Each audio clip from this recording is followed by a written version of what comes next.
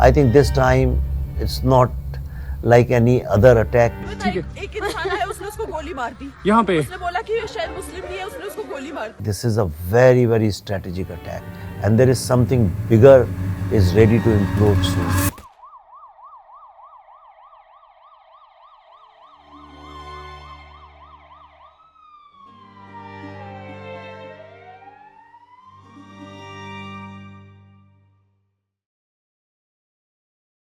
Namaste.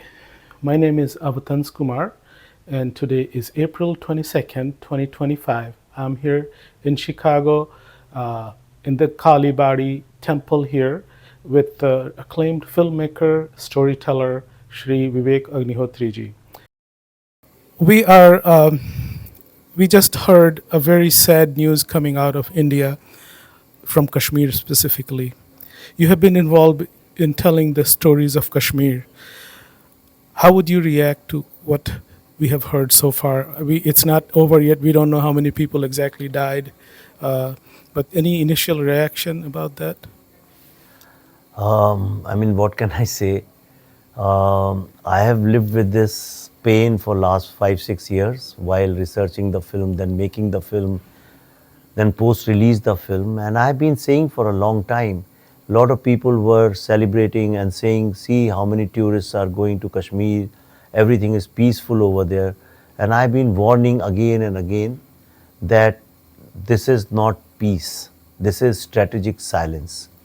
Both my films, Kashmir Files and now the Delhi Files Bengal chapter, I have studied this mindset very well. And I know there's a concept called Taquiya in it, you know. They pretend to be your friend, they pretend that everything is nice, but inside they're cooking up some kind of an attack on you. It's like if you see their homes from outside, they look nice, peaceful homes, but if you go on the terrace, you'll find petrol bombs and stones and rods and knives and all kinds of things. So they hide them. And I think one thing I fail to understand, that how is it possible that these people come, do all the recce, and they plan the whole thing, and then they attack and also disappear immediately. It's not possible without the local support. Whatever, I know government and politicians have their compulsions, they cannot say anything, so they won't say it, but please trust me, I'm telling you with some authority that it is not possible without the local support. Kashmir, despite the abrogation of Article 370, is gone back to the same people. So the question should be asked to the Chief Minister of Kashmir, that why did it happen? This time they need to answer this. And if they can't control it, they have no reason to stay there. But my biggest worry is that there is Pakistan on Kashmir side. Earlier on the Bengal side, there used to be a favorable government, but now there is a hardcore Islamist government over there. India is surrounded both the sides by Islamist governments, and both fundamentalist, religiously fundamental, militant kind of people.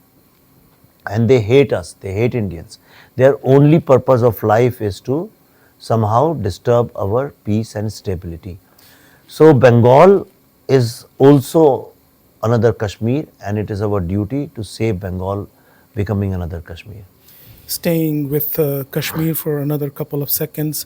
So are you asking for Omar Abdullah's resignation, is what you're saying? See, I'm nobody to ask for anybody's resignation, but yes, if you are the captain, then the onus is on you, the responsibility is yours. He needs to explain, and not in 7 days after calculations. He needs to respond by tomorrow that why it has happened, how come his intelligence, his police force didn't know about it. It is not the CRPF area, it's not the military area, it is a purely police area. And what happened? Why did it happen? And what is he going to do about it? I think it's time for zero tolerance to terrorism. I'll just wait for his reply, and I also wait for the response of the central government.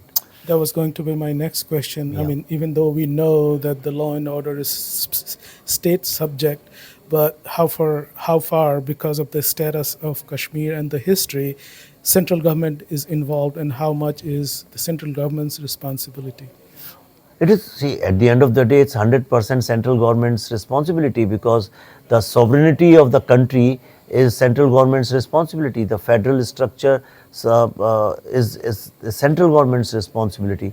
So ultimately, they have to answer it. And also another thing, why central government will have to look at it more deeply, because Kashmir still has a lot of army presence there, CRPF presence there. So they'll have to answer that, and I'm waiting for that. This time, I think this time it's not like any other attack. This is a very, very strategic attack, and there is something bigger is ready to implode soon. Okay, now coming back to Bengal, like you rightly said, both sides of the border we are flanked by Islamist governments. And on the east side, more recently than the other side. And you have been, it will be coming to your film shortly, but you have been working in that area, researching and all that. Have you seen any perceptible difference in the attitudes or anything of coming from Bangladesh since the Yunus government has come up? Oh yeah, of course. See, now they think they are empowered. Number one, so they are more assertive, more aggressive, and more penetrative, and it's a very, very dangerous situation right now, because see, if you see the pattern and the tactics and the strategy which they adopted in Kashmir, it's like changing the demography inch by inch. It's not that sudden explosion of demography change, inch by inch, slowly. So first they come, they make one cottage, then 1.5 cottage, then 2 cottages, then 3. It's so slow that your eyes can't see it, because the slow change is very difficult to observe. Fast change you can immediately observe. That's one thing. Second thing is, exactly like Kashmir, earlier national conference, and they patronized all these militants, and they helped, they gave fake vote banks, they rigged the election, they gave fake voter IDs, fake ration cards, all kinds of IDs to them, and use them as their vote bank. And not just the vote bank, also use them as their guerrilla army. Same model exists in Bengal. I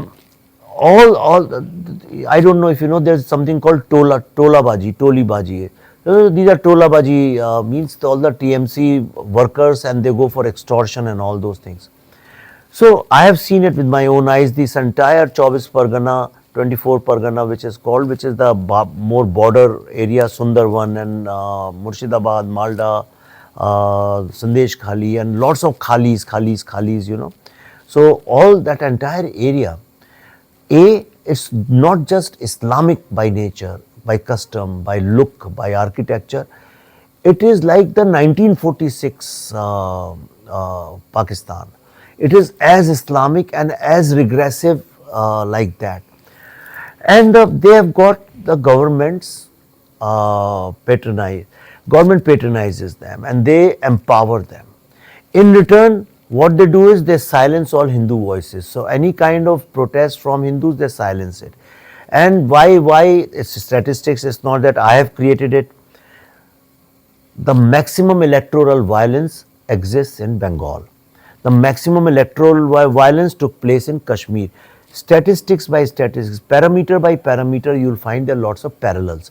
That's why my biggest fear is, as long as a favorable government was there, more not as fundamentalist Islamic government was there of Sheikh Hasina, till that time, yes, there was some dialogue, there were some efforts which were positive, but now there is a fundamentalist people ruling Bangladesh. I don't think it's going to be easy for government of India to handle this situation if they don't act immediately and stop Bengal becoming another Kashmir. I know you're not a politician and you're a filmmaker, and we can talk about this topic, for a long time.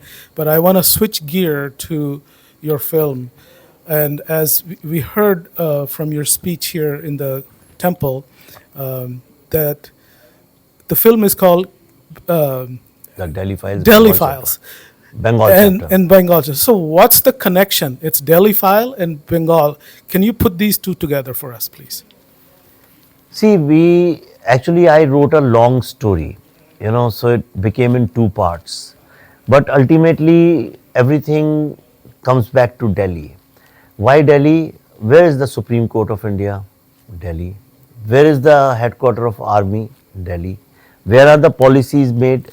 Delhi. So everything ultimately is in Delhi. Where are all human rights activists? Delhi.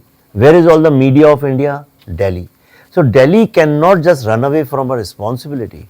They cannot say it's happening in Bengal. Okay, is Bengal another country? Who does Bengal belong to? Where is Bengal? And whose responsibility it is when the Bengal is dying? Is Bengal becoming another Kashmir? Okay, it happened 35 years ago in Kashmir. You can blame thousands of people. Who are to be blamed for Kashmir?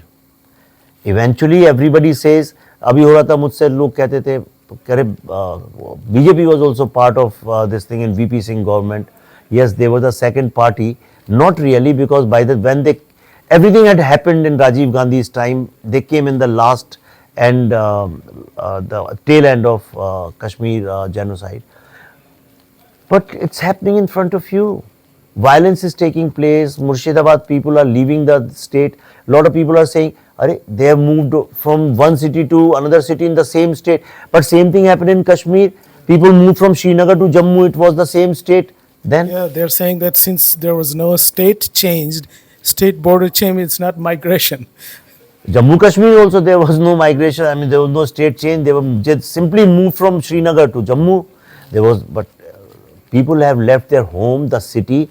It means a lot. So it's a very dangerous situation. Bengal is ready to implode anytime, and if that happens, then it's going to spread so widely in other states that it is impossible. Because I'll tell you how they work. They have sleeper cells in almost every city. When India was partitioned, I was reading the documents. They announced that partition is an unfinished project. That is one statement. Don't take it lightly. Partition of India is still going on. It is an unfinished project. Second thing, during Kashmir time, they said we'll create 500 mini Kashmirs in India. Today there are 5,000 mini Kashmirs in India. Another example I'll give you. Bobby Farid, jo mayor hai Calcutta ka, when Pakistani journalists came from the Dawn newspaper, they came to Calcutta. What did he say? Come, let me take you to mini Pakistan.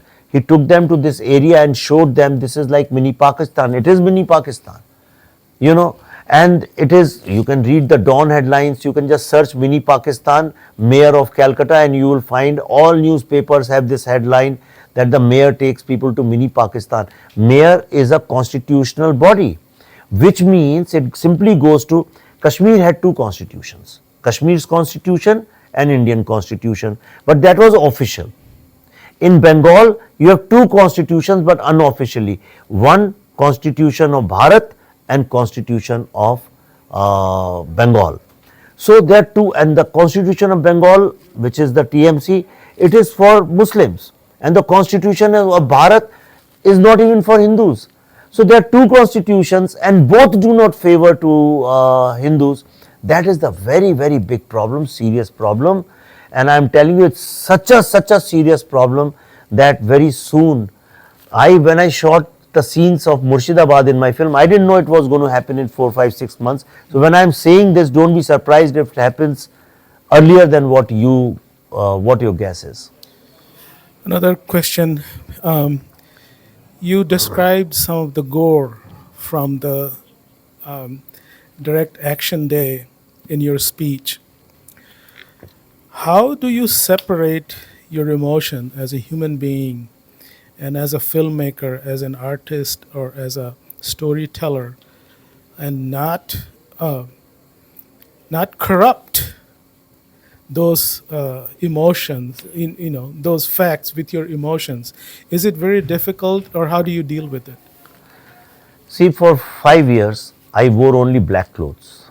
Only black. I didn't touch any, because it was so much of pain listening to the stories of Kashmiri Pandits. But this film, for 4 years again, we are researching. We started the day lockdown was announced. Exactly the same day we undertook, commissioned the research for this film, and since then we have been doing. I've been traveling, but this film has made me very, very angry. I feel very, very, very, very angry. I am very angry from inside, as a citizen of Bharat, nothing else. We worship Ma Bharati, and first you cut both her hands, took them away, and now look at the state of Bharat. It is, I don't know how others feel, but I feel sad, and that's why I feel very angry, and because I feel so helpless that I am not being able to do anything. This film is an expression of that. This film will, you will cry, you will feel sad, you will be stunned, but in the end you will be very angry. You will be very angry because this time we can save it and we are not doing it. You also mentioned in your speech that you are a very spiritual person, may not be very ritualistic person in the sense. How do you calm yourself? You just said you're very angry. How do you bring yourself together to just see the next day or the next shot or the next clip? I spend first 4 or 5 hours of the morning. I get up very early in the morning. Those 4 or 5 hours and last 3 hours of the day alone in solitude, and I totally cut myself off from. It's many years of practice now, so I'm being able to do it. I'm not saying that I just did it just like that. And I'm a very, very great follower of the great Hindu philosophy, and that is my anchor. That's my lighthouse. That's my guiding light. That keeps me very, very grounded. Otherwise, if you can see, in fact, my friend Anand Rangnathan said it once very well. He wrote a tweet also. He said, Vivek in the morning is like a Swami, and then after 10 o'clock, he becomes a warrior, and in the evening, he becomes a poet. And which is absolutely true. That's how, because I cut myself off from politics totally. And during the day, I do my karma, what I'm supposed to do, that's my duty. But in the morning and evening, I derive my strength from there. And so now I know you have a lot of other engagements, so we're coming to the end of our interview here.